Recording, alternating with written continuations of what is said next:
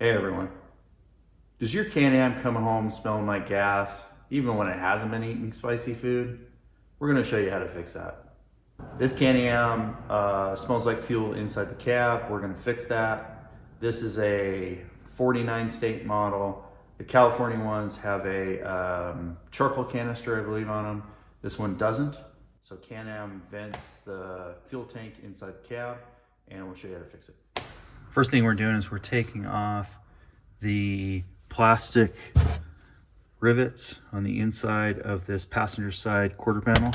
So this plastic rivet here, then you have a Torx screw that's here, and some Torx screws on the outside of this quarter panel. You don't have to take a lot of them off, but you do have to take a couple of them off, like here.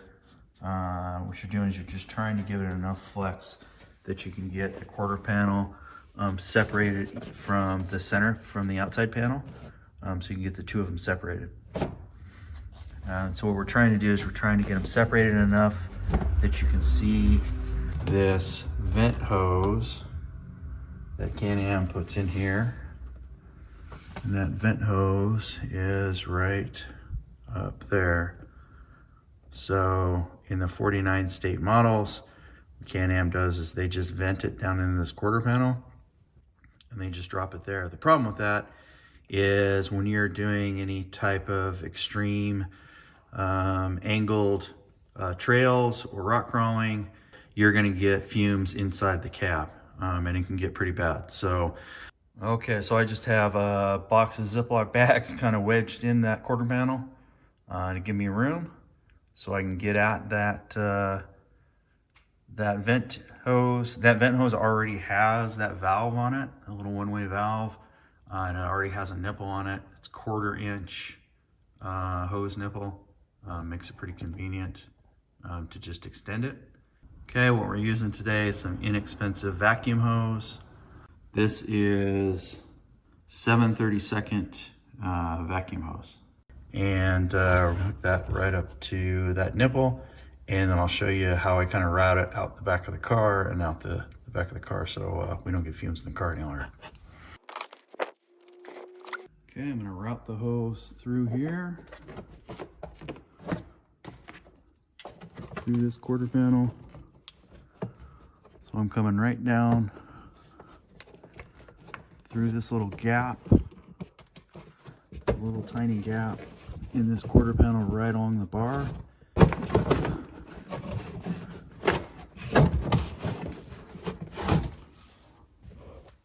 Okay, from there, we can run it right along, right under here, and right along the floor.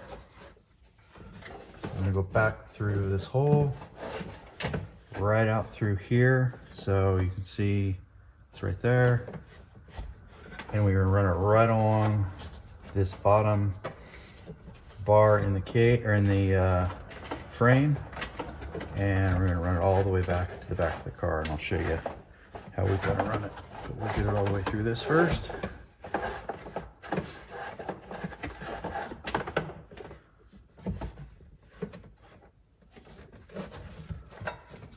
Okay.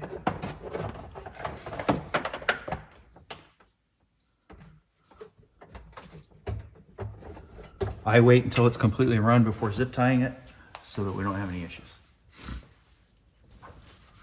Okay, so this is a 4-seat, and what we're gonna do is we're gonna push this tubing along the frame rail that's just underneath this kick panel. I don't usually take this kick panel out. You usually just kind of fish it along this kick panel, along this frame rail, and it'll come right out the back side of this kick panel. And that way somebody's not kicking it when they're sitting here as a passenger in the back seat. Okay, so again, we're on the back seat of the 4-seater. So you've seen I'm coming out of that kick panel right there, right along the rail. Coming along there, this is the zip tie from the old one. We're gonna put a new zip tie in there to zip tie this one to the frame rail. And we're gonna come right along the frame rail. This is the rear kind of support on the outside frame rail, coming on the inside of that guy. Then I'm gonna come up this back, and there's a little slot right here. that you can get the hose through and exit the back of the car.